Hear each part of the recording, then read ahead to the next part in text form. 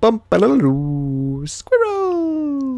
So hello, and welcome to another Legends of Runeterra video. My name is Chris, and today we will be playing a very special deck indeed, because we are looking at the Vaults of Helia? Helia? I think I'm going to go with Helia.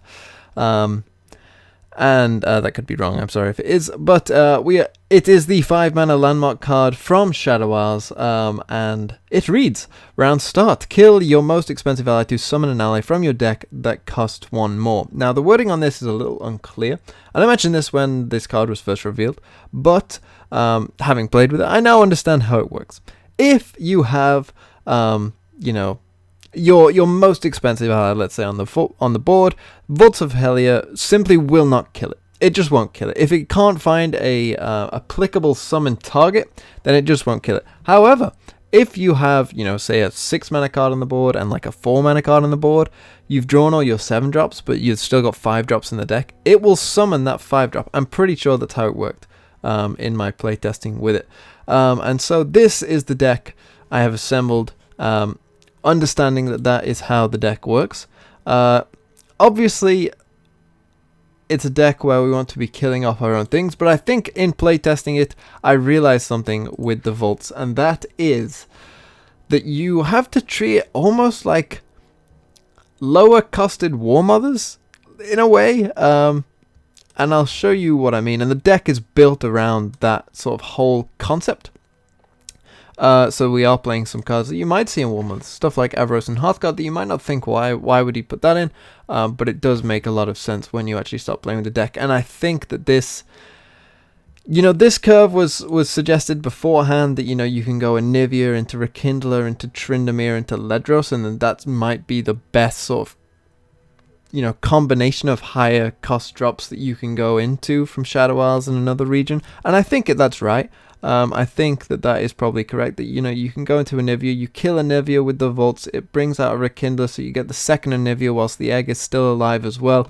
Then you kill your Rekindler to get a Tryndamere, you kill your Tryndamere and get a Ledros as well. But then once Ledros is there, as I say, it won't kill Ledros and get him back to your hand, you will just have a Ledros on the board. So Ledros, you can see is somewhat... you don't need to put Ledros in if you don't want to. I'm actually experimenting with maybe, cutting down to 1 Ledros, in fact. And so that's the deck. And, essentially at the early game, you have to have some early game, of course. You can't just play nothing. And we do still want to be very unit focused, of course. That's kind of where it's like unit based War Mothers rather than sort of, War Mothers is more like you put in certain units. But you don't need that many units for a War Mother's deck. You want to be, using a lot of spells and ramp. Whereas in this deck, you do want to be using, a lot of units. So we've got our sort of defensive units like Hapless Aristocrat, Avaros and Sentry, Cursed Keeper. And then you might be wondering, like, why are you playing Avaros and Trapper? Why are you playing Babbling Bjerg? Tavern Keeper is there, obviously, for sort of a defensive, healing back up your Nexus. Solid 3/3, it's just a solid 3-drop in general.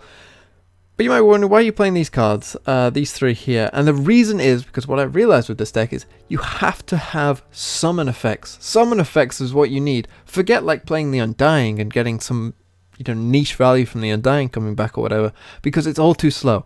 The Undying with Vaults of Helia is far too slow. You need stuff that's coming down and doing stuff now that, when it dies, it's still giving you value anyway.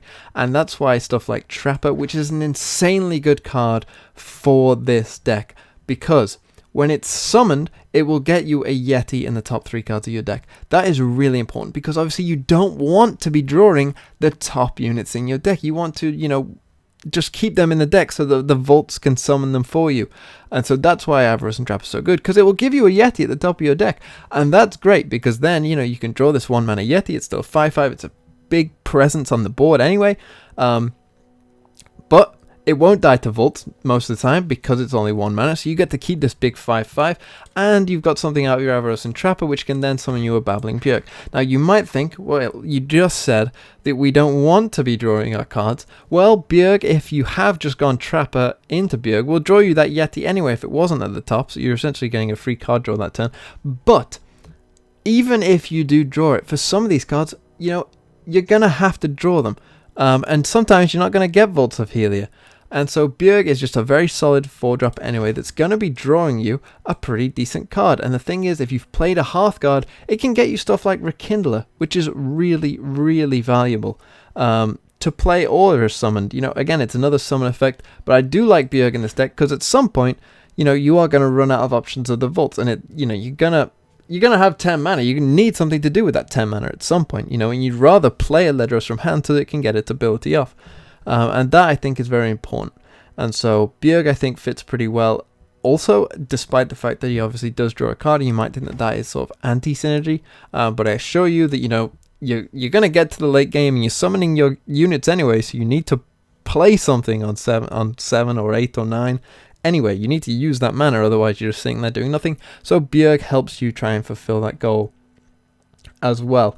Then obviously we talked about sort of our late game there, and everything else is just sort of working towards that. And then we've got some defensive spells like Vow Feast, Glimpse as well. And Miscall, of course. Miscall, brilliant for this deck. Because of course the Vaults kills them at round start. So if your Vault, say, has killed an Anivia or a Tryndamere, you can just Miscall, get another one straight away at the start of the round. It's a great card for this deck. Could even be a 3 of. I might have to experiment around with that. And one Atrocity, of course, to sort of end the game with our big boys here at the end. And that's the deck. Let's go into some games to try this out. I don't think that this is amazing by any stretch. I think Vaults is a bit slow and a bit sort of clunky, but I think if you do want to try it, I think it is fun when it comes off, and I think that this deck can go some ways to being okay. So let's try it out in some games.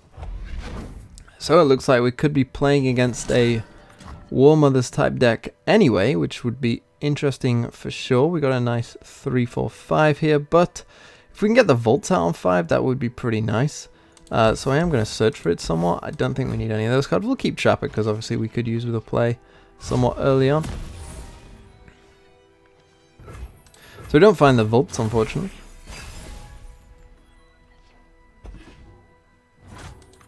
These old eyes still see far and clear.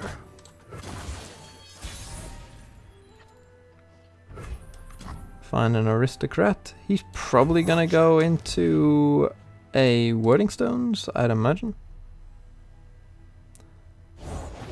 Yeah, so that's why we obviously play the Trapper. File Feast on Sentry. This could draw as a Yeti. Does.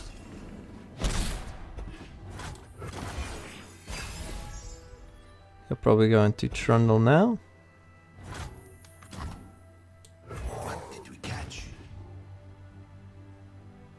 No Trundle, that's interesting.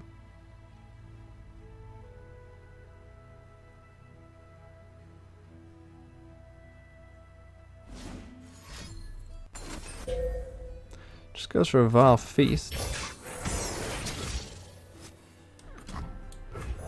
Play my Aristocrat.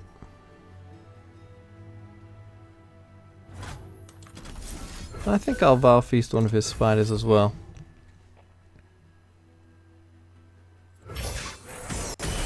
Just try and put some pressure on him.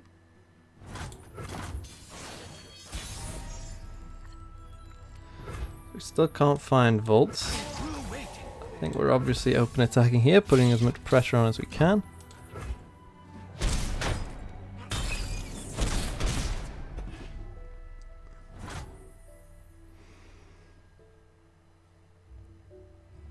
I think I can let him burn that mana.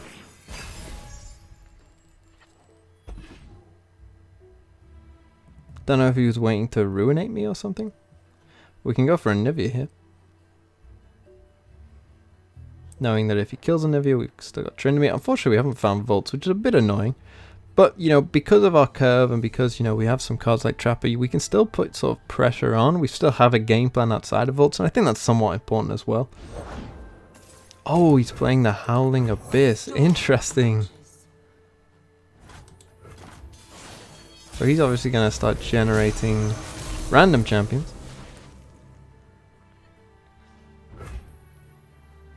I think again though, we just have to open attack here, right? He'll have to lose his Wording Stones. Oh no, he wants to keep it. Well, he can go down to 2 then, that's fine.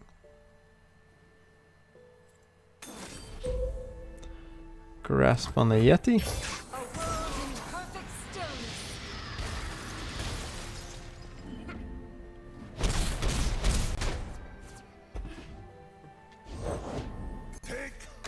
Finds a Braum. That's interesting. So I think I'll just go Hearthguard. I'll pass there.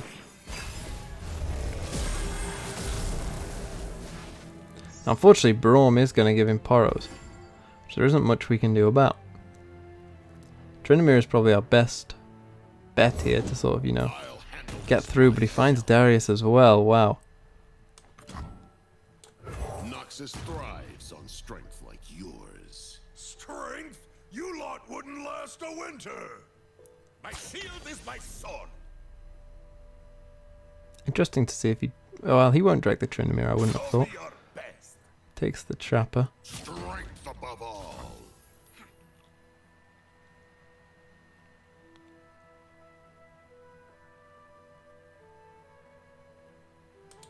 That the best you got? I think I quite like this play. Goes for a Frostbite. Interesting.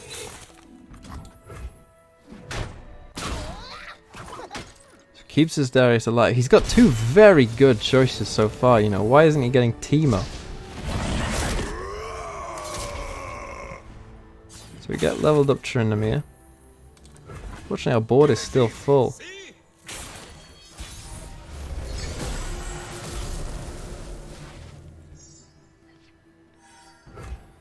Still haven't found Vaults. Do I want to... Well, this will kill the Wording Stones, but I think that doesn't really matter. If I attack with anything else, I'm giving him a free Poro, really, aren't I? But I do want stuff to die.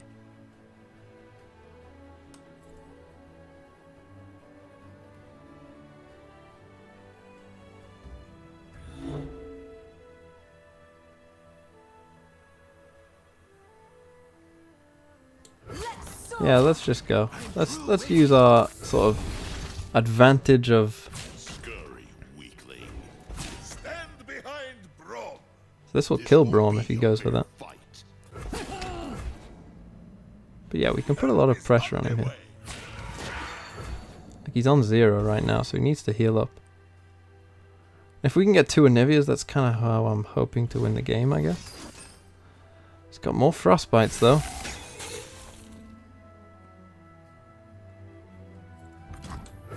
Endless cold, endless peace.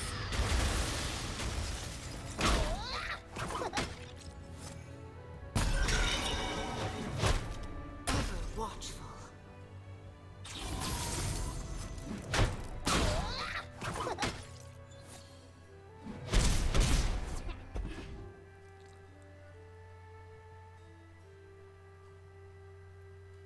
We're in a weird stalemate here. This is a very odd game. Goes for Withering Wail. Okay, that's fine. I needed something to do with my mana anyway. So, I could go Rekindler now. I kind of want to save Rekindler a bit. Up there in the mountains. There's Ledros.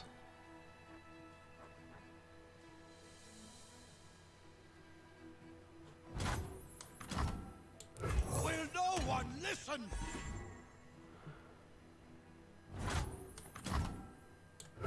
That egg, did it move? Maybe I shouldn't have played this, but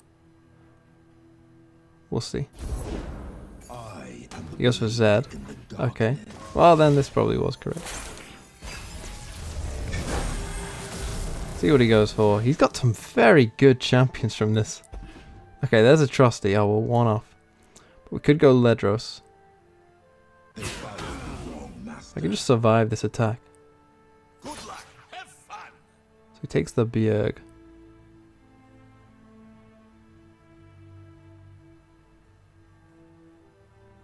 All I have to do is survive the attack, I think. Unless he's got his own atrocity, of course, which we might need to atrocity back. So let's think. We can go for maybe... How much is that? If I did this, that would put me on 1. I can still block these. Puts me on 7. And outside of range. Darius, I kind of like that.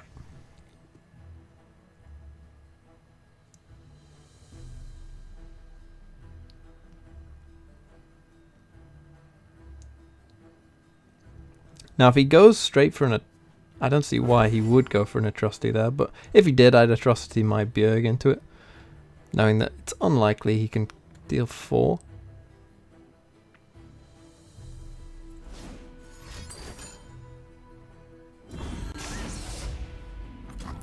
Goes for a troll chant, which is keeping that alive. But I think that's fine.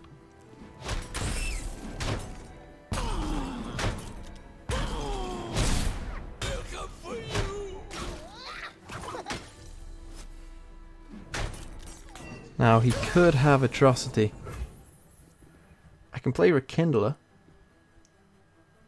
which would get me leveled up in Nivea, which can deal 2 to his Darius.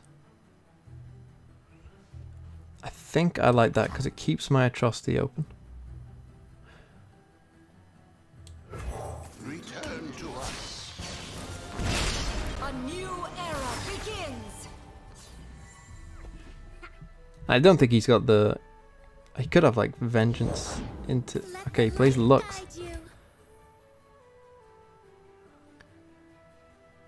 I mean, do I go for atrocity now? I don't think so. I think I'm going to make him deal with the Trinmere attack first.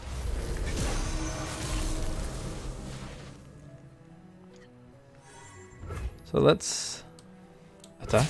We fight as one.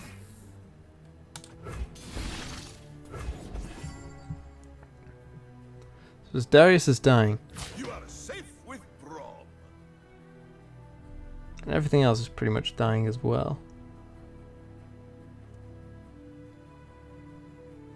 He could go for atrocity, but then I can atrocity back. We have to hope he doesn't have second atrocity. I don't even know if he's running atrocity in a Howling Abyss deck, to be honest. Not so fast.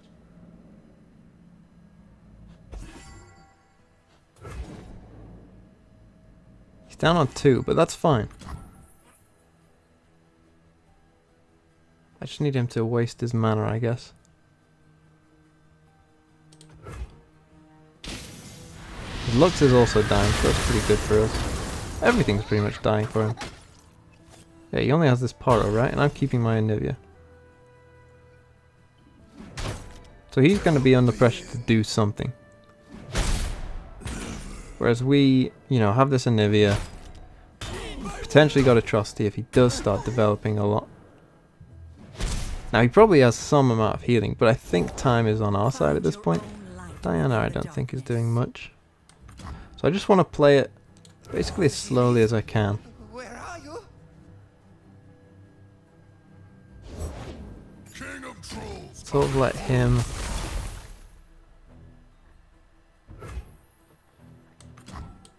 just do whatever. One Freljord. So, can he heal back up to 6? I don't think so. Let's think. He can't atrocity any of his units onto mine. He can't deal 6 that way. He can't atrocity my face and win. He could troll chant, which would get him 2. He'd need 2 health then from 4. That would be like what? I can't think of too many ways. He could grasp to get up to 5, but that costs 5. I don't see a way he can win this. There might be. No, there we go.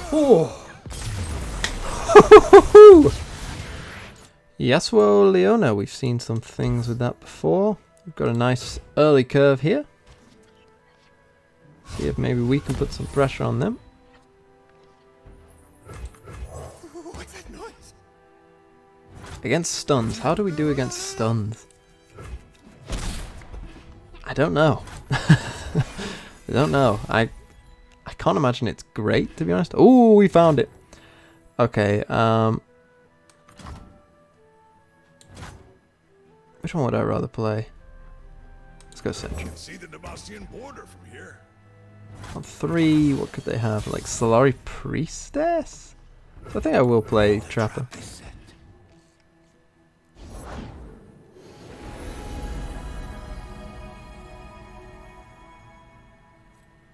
See what they go for. Please don't comment my vaults. Please. Please let me just try it.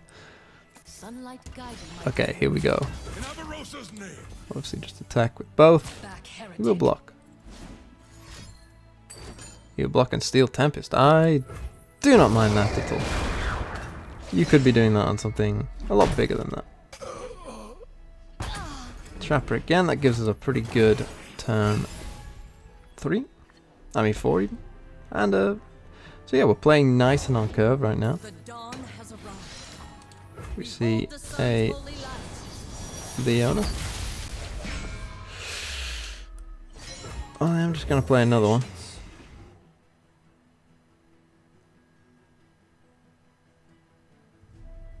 Unwavering strength.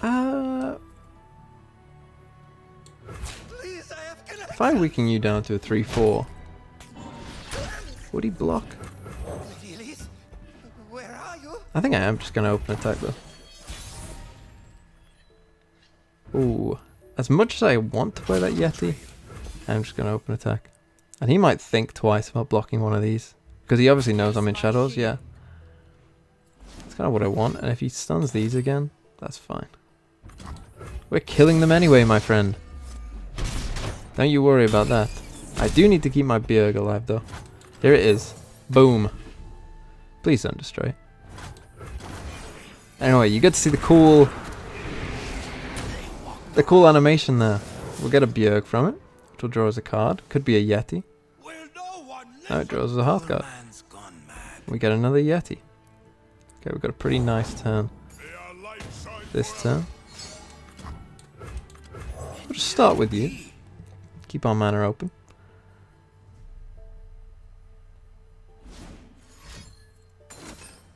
Ooh, gives it Overwhelm.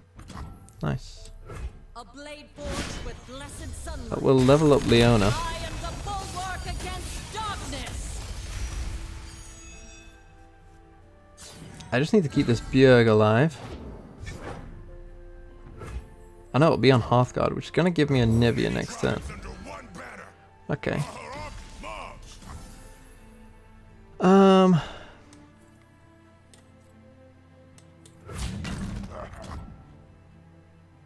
Yeah, sure. We'll weaken you down. Now, I need to keep my Nivea alive, though. That's the only thing. It is a 3/5.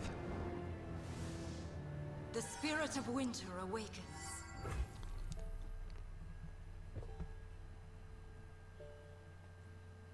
See, if I play something, he's just going to stun it, right? So I think...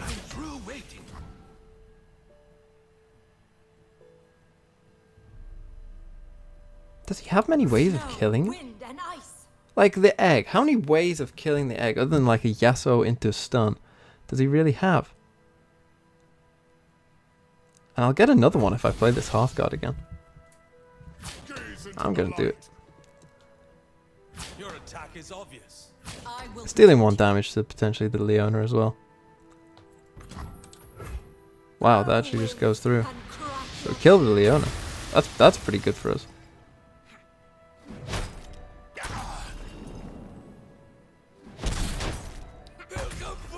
And we kill this. Tomorrow we That seems rise like a anew.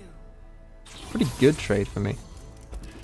Like, yeah, we have to keep this egg until we're on turn 10, but even if you kill it, I'm feeling pretty good.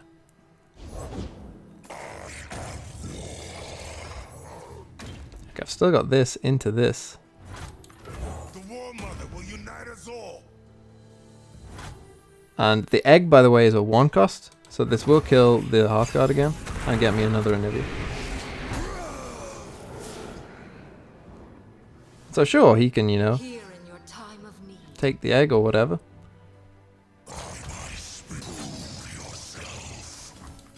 So I'll just glimpse the egg. As long as this I literally just pointed with my finger, I'm such an idiot. As long as this Anivia survives, what am I doing? Then I'm okay, I think. So I'm gonna sort of, you know, wait and pretend. Okay. Cool, cool, cool, cool, cool. I might just play this Cursed Keeper and just glimpse it. Yeah, I think especially now I will. It's probably looking for Comet for this Anivia. Daylight warms the heart and I think I will just glimpse this. We've still got 2 Rekindlers, so unless these 2 are 2 Rekindlers, which would be pretty unlucky, I think. We should, okay, one's an Atrocity, that's good. Okay, that's probably about as good as we could have hoped for. Yeah, we can wait. Ah, should I not have played that because of Rekindler? Oh, we're gonna run out of space. Oh, I'm such an idiot. We each died, then found home. I'm such an idiot. Wow. Oh my god. I just threw this game.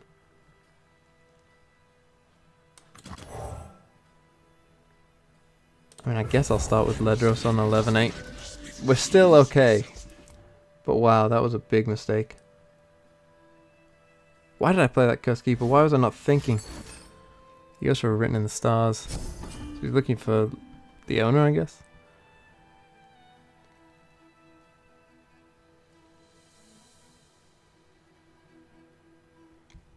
We could just win with Atrocity Ledros. I'm not sure he has an answer for that, to be honest. Bring him down to 6. The dawn has arrived. He does find Leona.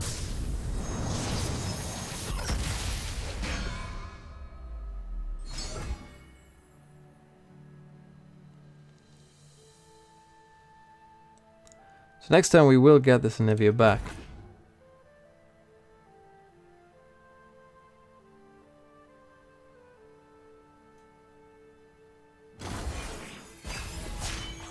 Okay, so we do get Anivia now. Although that wasn't great. I don't know how many ways he's going to have to deal with this Ledros, to be honest. But we'll see.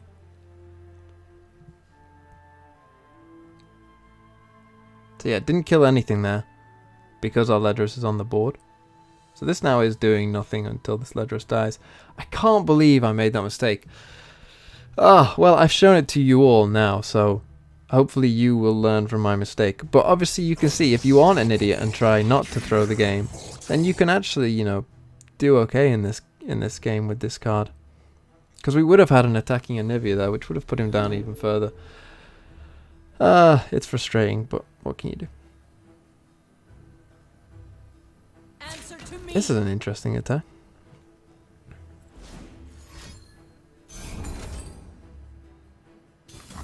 He's gonna palm my Anivia. Okay. I'll block with you, I guess. I don't know why he palmed that. Ledros still lives. We want to keep Atrocity open, I guess. So I'll Bjerg now. Okay, we get Tryndamere.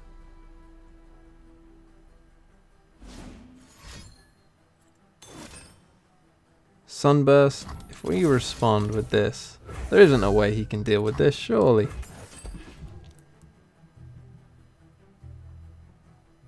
Three mana? There we go. Apart from me throwing, we did okay.